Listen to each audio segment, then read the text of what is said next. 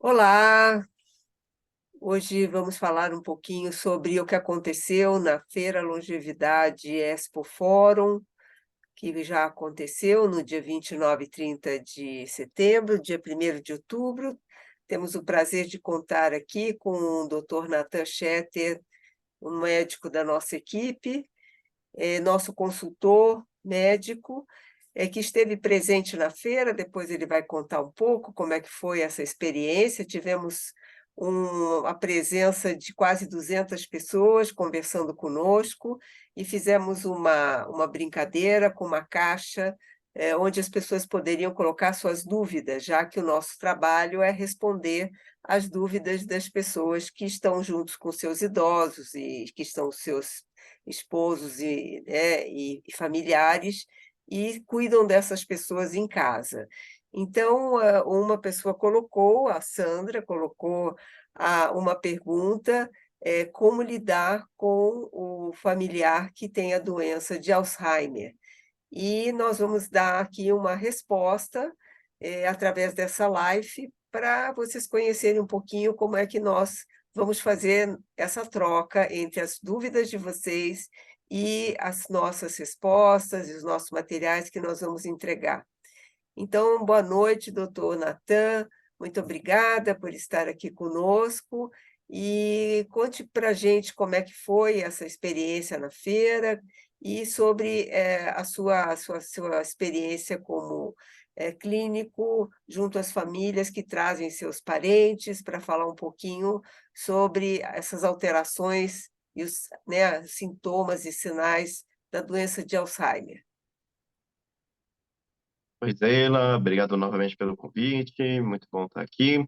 A feira foi realmente muito interessante, tivemos contato aí com muitas pessoas diferentes, que vieram trazer aí suas histórias, as suas questões.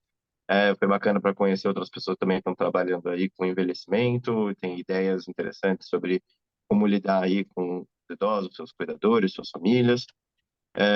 E foi uma pergunta interessante, né, que veio aí através da nossa caixa aí de mensagens, né? A Sandra mandou aí como cuidar, né, do seu parente com Alzheimer.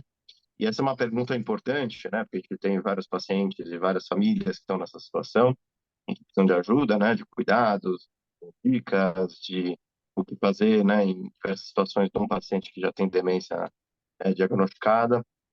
E aí a gente vai ter que conversar um pouquinho sobre diversos assuntos. Na prática, o cuidado com a pessoa com demências e com Alzheimer em particular é bastante individual, né? Então, tem pacientes que vão se beneficiar de algumas medidas e não de outras, de remédios uns e não de outros. Isso também depende muito de como é que é a estrutura em casa, de quem que está ligado ao cuidado, quem que vê isso no dia a dia. Então, cada cuidador às vezes vai ter que desenvolver uma maneira de fazer com que os cuidados sejam feitos aí da melhor forma possível, ou seja, evitar o conflito, ter um cuidado com tons de voz, ter cuidados com o dia a dia, porque ele é desgastante. A gente sabe que o cuidador é quem acaba sofrendo bastante também, inclusive na sua própria saúde, por às vezes cuidar de um doente que oferece um pouco mais de demanda. Então, é um tema bastante amplo, a gente vai ter que, na verdade, pegar alguns aspectos aqui por hora. Mais para frente a gente discute os outros que forem surgindo. Eventualmente, se a Sandra quiser novamente, ou quiser algum detalhe falar para a gente, obviamente, vai atender. Então, antes de tudo, acho que é importante a gente falar um pouco sobre o diagnóstico, tá? Então, a gente sabe que os cuidados do paciente dependem muito da fase da doença em que esse paciente está. Então, a fase da doença, quanto mais precoce, ou seja, quanto mais leve for essa doença de Alzheimer, a gente sabe que tem mais benefícios de alguns tratamentos, por exemplo, os remédios que a gente tem disponíveis no mercado. Não são muitos, tá? E a gente sabe que o objetivo desses remédios que a gente tem hoje em dia, né, remédios por via oral, remédios em adesivo, mas que são feitos para a gente tentar fazer com que esse doente se mantenha numa fase leve da doença, ou, na melhor das hipóteses, regredir um pouco a sua doença, mas a gente sabe que eles não curam. Sabe que a demência de Alzheimer não tem cura. Então, o que a gente faz é melhorar os cuidados com esse idoso. E dentre os cuidados que a gente faz com esse idoso, é tentar instituir alguma terapia de remédio para que a fase dessa doença continue sendo leve ou moderada, ou seja, no momento em que você fez o diagnóstico, seja doença leve ou moderada, enfim, até casos graves, a gente às vezes acaba tentando usar remédio para tentar segurar um pouco a progressão. Então, essa é a primeira mensagem. O remédio serve para segurar a progressão e ele não é uma cura, ele não vai evitar que o paciente eventualmente vá ter, sim, o seu declínio, né, da cognição, né, das suas funções de vida diária. Então, ele vai precisar cada vez mais de cuidados. A gente sabe disso, tá? Agora, o remédio tenta, vamos dizer assim, aumentar a quantidade de tempo em que essa pessoa vai estar numa fase em que ela precisa de menos cuidado, aumentar, vamos dizer assim, a qualidade de vida dessa pessoa em termos de menos sintomas de doença grave. Então, prevenir o aparecimento dos sintomas graves mais cedo. Então, atrasavam, em última linha, a palavra é essa, atrasar o aparecimento dos sintomas mais avançados dessa doença. São esses os objetivos dos remédios. Então, quando que a gente tenta instituir o remédio? Assim que fizer o diagnóstico, então o diagnóstico, quanto mais precoce for, mais benefício tem desses remédios. Então, como fazer o diagnóstico? Né? A gente sabe que o Alzheimer, ele é das demências em que se tem um prejuízo da memória. Pode ter prejuízo de outras questões relacionadas à mente, né? E tudo isso, esse conjunto de atividades da mente, a gente chama isso de cognição. Então, além de o paciente ter problemas de memória, que é talvez a característica mais marcante dessa doença, a pessoa pode ter também alterações de atenção, ela pode ter alterações de humor, ela pode ter alterações de comportamento, ela pode ter outras alterações que todas elas são reguladas pelo cérebro. Então, são atividades cerebrais, são atividades mentais que estão alteradas por conta da doença. Mas a que mais aparece, né, a que é mais prevalente, a que as pessoas notam num primeiro momento, costuma ser a questão da memória. Então, é o esquecimento de fatos, de eventos que aconteceram, né, de uma forma mais recente. Então, a pessoa esquece primeiro o que aconteceu de forma mais recente, para depois ir progressivamente esquecendo assuntos que aconteceram mais longe no tempo. Então, a infância, essa pessoa lembra muito bem, questões relacionadas ao passado mais remoto, a pessoa lembra muito bem, e questões mais recentes, a pessoa vai esquecendo, vai tendo dificuldade de aguardar novas informações, vai tendo dificuldade de repassar adiante, né, as informações que foram adquiridas há pouco. Então, vão se perdendo aí essas memórias, essa é a característica principal, né, da doença de Alzheimer. Então, quando existe isso, né, quando existe uma alteração cognitiva, seja ela da memória, da atenção, do comportamento, a família que é quem percebe isso em primeiro lugar. É muito difícil o idoso ou o paciente perceber de cara que existe alguma coisa alterada. Em geral, o que a gente observa é que isso acaba sendo percebido pela família, por alguém que esteja próximo dessa pessoa. Então, percebe que tem dificuldade de fazer alguma coisa do dia a dia, esquece de tomar remédio, esquece de fazer algum processo que era comum ao seu dia a dia, é, se perde, erra alguma receita de cozinha, deixa o fogo aceso, deixa a luz acesa, enfim, tem diversas alterações que possam estar manifestando essa dificuldade de lembrar, né? Ou dificuldade de atenção, ou dificuldade de comportamento. Mas, de qualquer maneira, a primeira mensagem que a gente tem que dar é que, uma vez que tenha sido percebido que a pessoa tem algum tipo de alteração em relação ao seu normal, em relação ao que a família, o cuidador, alguém próximo tenha visto, isso precisa ser investigado. Tá? Talvez seja a primeira mensagem. Então, qualquer tipo de alteração tem que ser valorizada, não pode ser simplesmente descartado como algo da idade, mas é assim mesmo, mas eu já tive parentes que são assim também.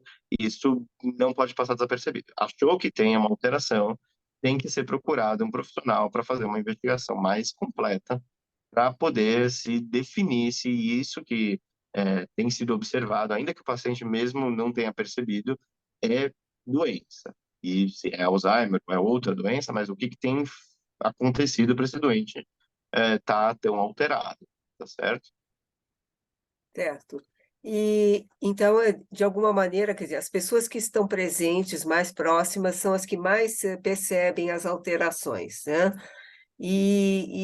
Então a primeira reação é o que é isso? e o que que nós temos que fazer, né? E como o senhor está Perfeito. dizendo, é buscar ajuda, né? Buscar uma ajuda, uma orientação e fazer um diagnóstico diferencial, né? Perfeito. Sabia e quais são as avaliações que são feitas para que haja esse diagnóstico? E depois Então, quais seriam as terapêuticas que podem ser feitas, no caso de ser ainda uma demência leve, né, um início da doença? então, como a gente faz esse diagnóstico, né? Então, o primeiro passo, uma vez tendo sido procurado um profissional que é capaz de fazer esse tipo de avaliação, é basicamente fazer exames que possam detectar essas dificuldades do paciente. Então, no começo, o que acontece numa consulta, num consultório médico vão ser feitos diversos testes, testes de memória, vão ser feitos testes em que o paciente precisa lembrar de algumas informações ao longo do teste, ele precisa usar sua linguagem, ler, escrever, que ele precisa resolver pequenos desafios, pequenas tarefas, que ele precisa identificar objetos, desenhos, fazer cópias, né? Tem diversos elementos que podem ser testados, diversas partes, né, da memória, vamos chamar assim, e que o profissional que é treinado para isso consegue dizer, né, até que ponto esse doente está indo bem nesses testes, está indo mal nesses testes. Então, a gente vai forçar uma situação em consultório em que o paciente deve usar, né, suas propriedades mentais, a sua mente, para resolver problemas, tá?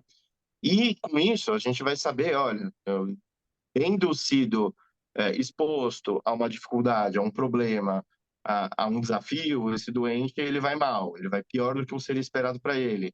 Então, esse tipo de diagnóstico clínico que dá onde a gente parte, tá? A partir do momento que a gente sabe que existe uma dificuldade com relação à mente, né? Então que existe um problema cognitivo, né? Essa palavra é importante. A gente vai ver se esse tipo de impacto dessas atividades que ele deixou de fazer, ou que ele está tendo problemas para resolver, se isso impactou a sua qualidade de vida, ou seja, se essa pessoa, ela realmente, por conta desses problemas, de resolver problemas, essa pessoa consegue ainda fazer suas atividades, ou se essa pessoa parou de fazer suas atividades. Então, esse é um outro Sim. ingrediente. Então, Uhum. isso que a gente detecta através dos testes tem que estar associado a uma dificuldade percebida aí pelo paciente ou pela família, que normalmente quem primeiro percebe, esse doente está mais prejudicado por essas dificuldades. Então, o paciente está esquecido. Então, o que isso o impediu de fazer? Isso o impede de pagar uma conta, porque chega na hora de fazer a digitação da senha e ele se confunde. Então, isso, por exemplo, é uma somatória de algo que ele costumava fazer e deixou de fazer, então um prejuízo na Uhum. função dele em sociedade, enfim, e isso se deu por um motivo de esquecimento. Então, isso se deu porque esquece a senha. Então, se você tem esses dois elementos, e aí pode dar inúmeros exemplos, mas Sim. são todos nesse sentido, de você ter uma dificuldade de memória, uma dificuldade de atenção, uma dificuldade de comportamento, que faz essa pessoa ficar menos ativa, menos funcional do que ele costumava ser. Então, esta soma desses dois fatores, a gente vai chamar isso de síndrome demencial. Então, isso já é o que chama a atenção do médico no consultório.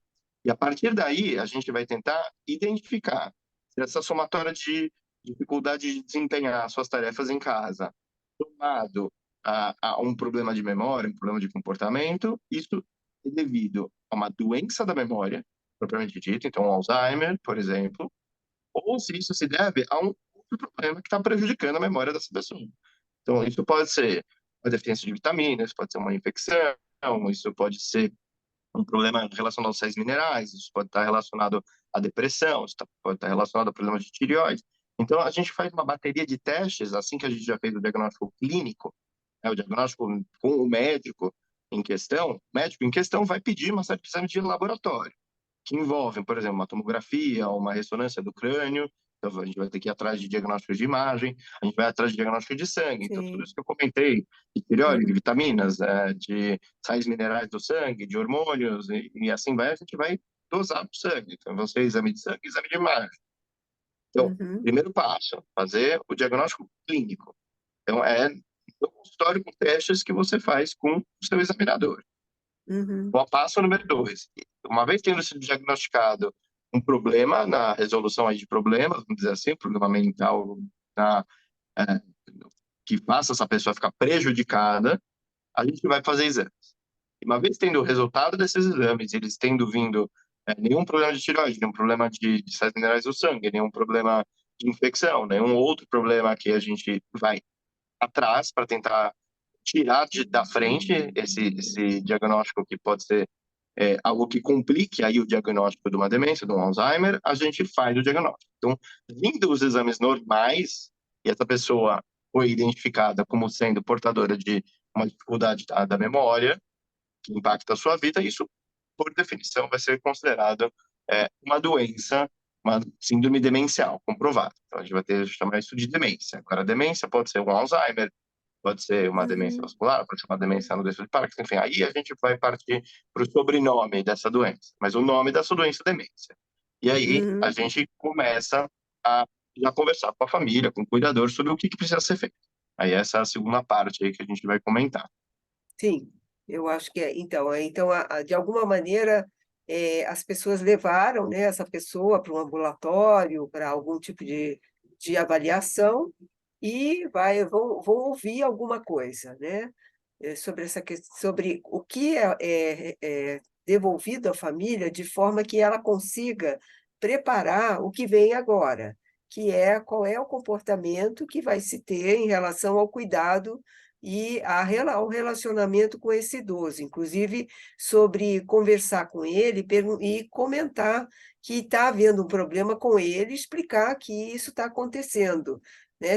E também acho que às vezes até tem uma certa polêmica de se deve ou não deve como explicar que ele está passando essa involução, né? Que está havendo esse quadro que tem uma progressão. Então, também é uma questão que podemos conversar, assim como quais seriam, então, essas mudanças e que tipo de acompanhamento, então, essa família e esse cuidador vão ter que se preparar para poder exercer. Isso é um ponto muito bom, porque, na verdade, assim, num primeiro momento, é, eu me deparo muito frequentemente com dois cenários. O doente ou a família, em geral, a família já tem essa suspeita, já está preocupada que alguma coisa aconteceu, essa pessoa se perdeu, essa pessoa teve alguma dificuldade de tomar remédios, tomou um remédio errado, fez uma transferência bancária errada, caiu em algum golpe, enfim. Então, ele deve ter alguma coisa errada. E aí, quando você dá o diagnóstico, olha, isso é um problema de memória, muitas vezes a pessoa até reage de uma forma até boa, porque talvez estava querendo alguma coisa, estava querendo saber qual era o problema, né? Uhum. Então, até pode ser uma reação que seja agradável, mas na Positiva. prática, a gente tem que preparar essa família para uma doença que vai ser ruim. Até o momento, como eu falei, a gente não tem uma cura, né? Então, tanto o doente como a família, a gente deve falar isso, né? Que a gente precisa dar o diagnóstico para o paciente. Por que isso? Então, é, a gente tem todo um cuidado de como fazer isso, de dar a notícia da melhor forma possível, sem ser algo que vai assustar, sem ser algo que vai chocar, enfim, porque o medo de muitas famílias, uma vez que vai ouvir que isso daí é uma doença de Alzheimer, o paciente vai entregar os pontos, vai achar ruim, vai entrar em depressão. Isso a gente sabe que é algo que preocupa, né? Mas na prática, é, Uhum. que faz o doente ficar mais satisfeito, ou a família ficar mais satisfeita, é poder escolher e se preparar para aquilo que vai vir.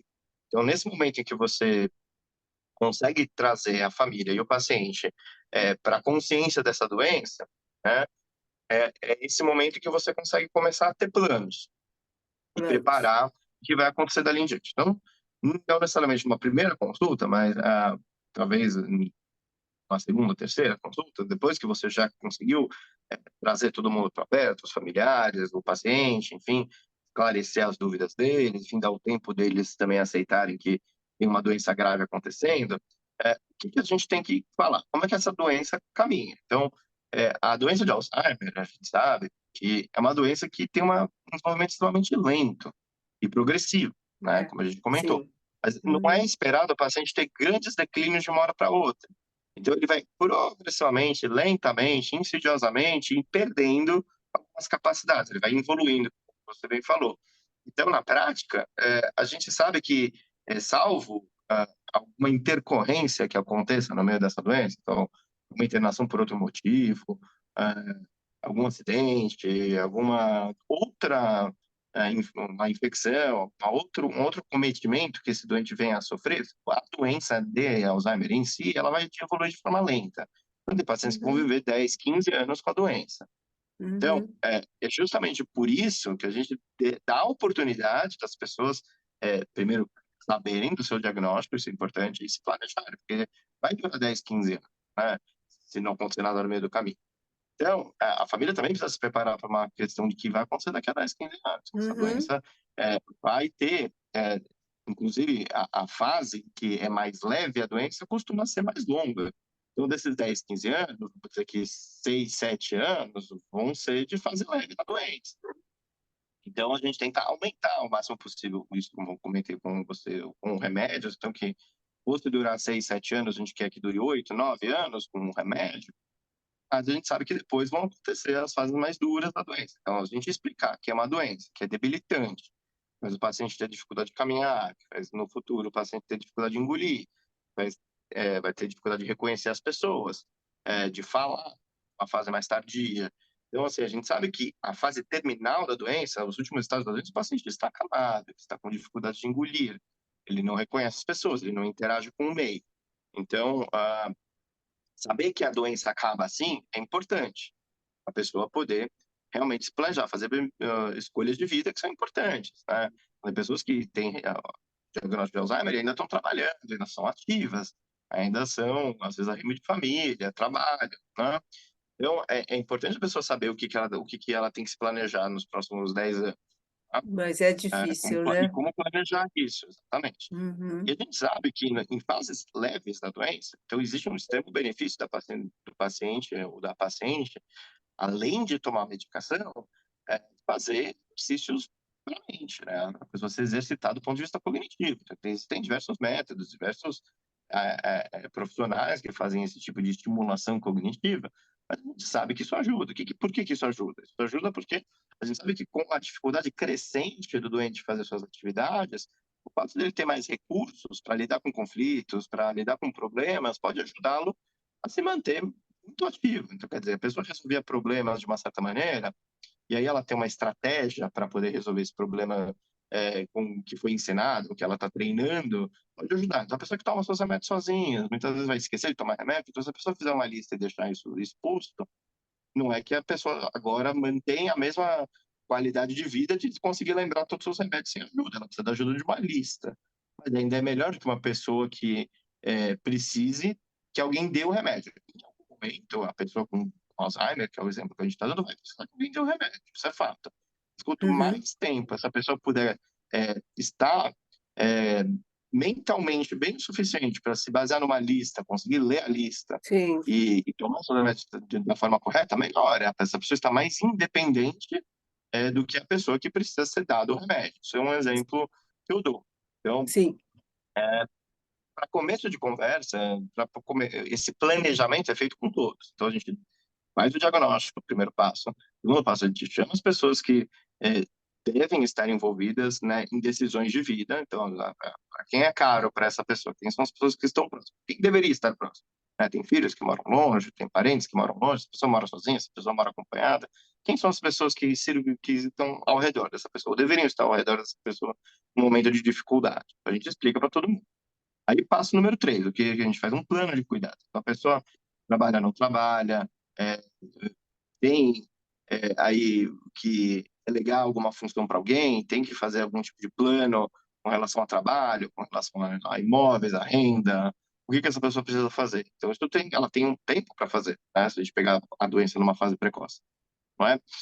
Sim, E, administrar mais que isso, né? isso, o fato de você chamar a família para perto, né, que foi o passo número 2, para fazer esse tipo de planejamento, já vai ajudar, né, no quarto passo aqui, que seria a gente ter uma supervisão maior, a gente ter uma companhia maior. Pessoas que moram sozinhas, não necessariamente numa fase inicial, precisam não morar sozinhas, mas elas precisam estar monitoradas. Quer dizer, precisa vir alguém verificar se está tudo bem, ela precisa ter um dispositivo em casa de vigilância caso aconteça algum acidente.